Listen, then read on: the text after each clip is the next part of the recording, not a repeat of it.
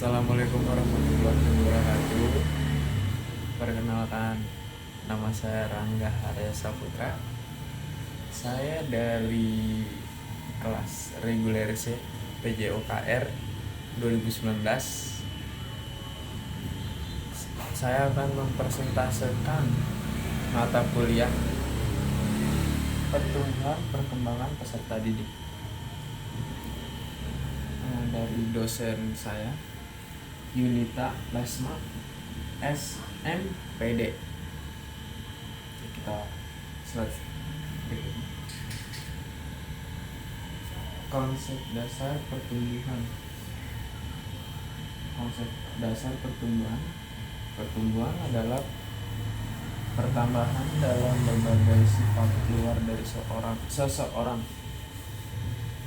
Contohnya sifat jasmani, ukuran tubuh, tinggi badan, berat badan, dan lain-lain sebagainya.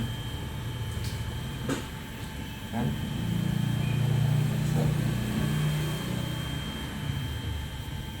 Teori pertumbuhan. Menurut Wong 2015, pertumbuhan atau bahasa Inggrisnya growth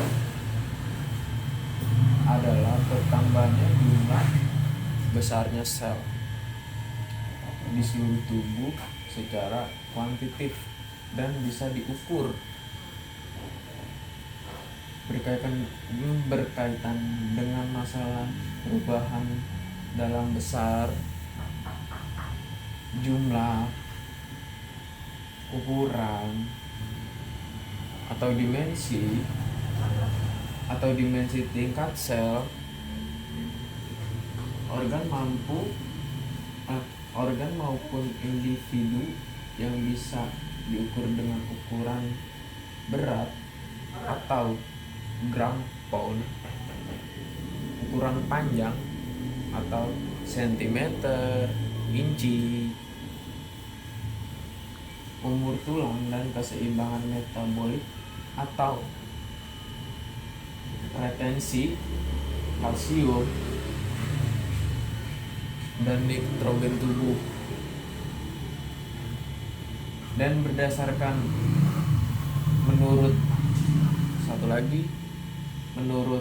Wassomanto di tahun 1990, pertumbuhan memiliki kata asal tumbuh.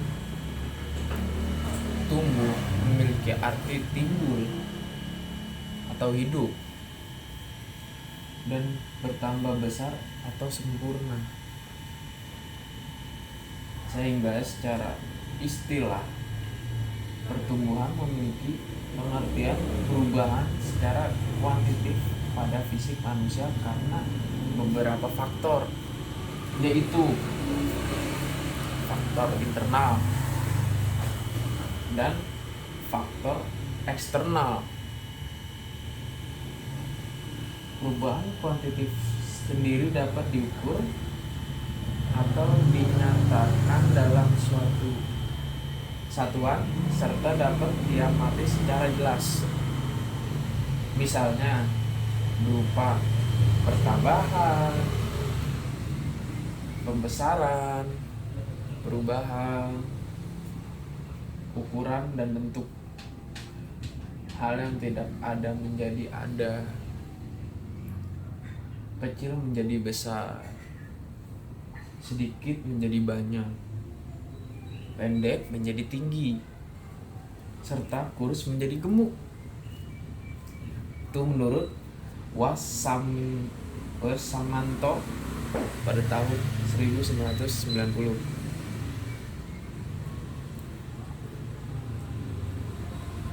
Pertumbuhan yang terjadi sebagai perubahan individu lebih mengacu dan menekankan pada aspek pertumbuhan fisik ke arah lebih maju.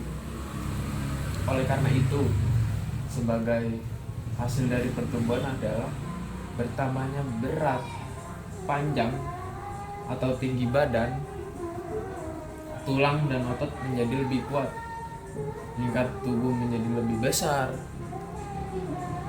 dan organ tubuh lebih sempurna. Pada akhirnya, pertumbuhan ini lebih akan mencapai titik akhir, yang berarti bahwa pertumbuhan telah selesai. Bahkan pada usia lanjut, justru terjadi penurunan dan pengurangan pada fisik tertentu. Slide berikutnya. Konsep dasar perkembangan. Perkembangan adalah suatu proses perubahan yang sifatnya progresif dan menyebabkan tercapainya kemampuan dan karakteristik psikis yang baru. Perubahan kemampuan dan karakteristik psikis sebagai hasil dari perubahan dan kesiapan struktur biologis yang sering dikenal dengan kematangan.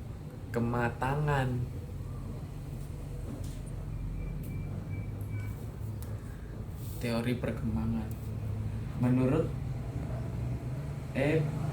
Harlock pada tahun 2012, perkembangan atau development adalah serangkai perubahan progresif yang terjadi sebagai akibat dari proses kematangan dan pengalaman yang terdiri atas serangkaian perubahan yang bersifat kualitatif.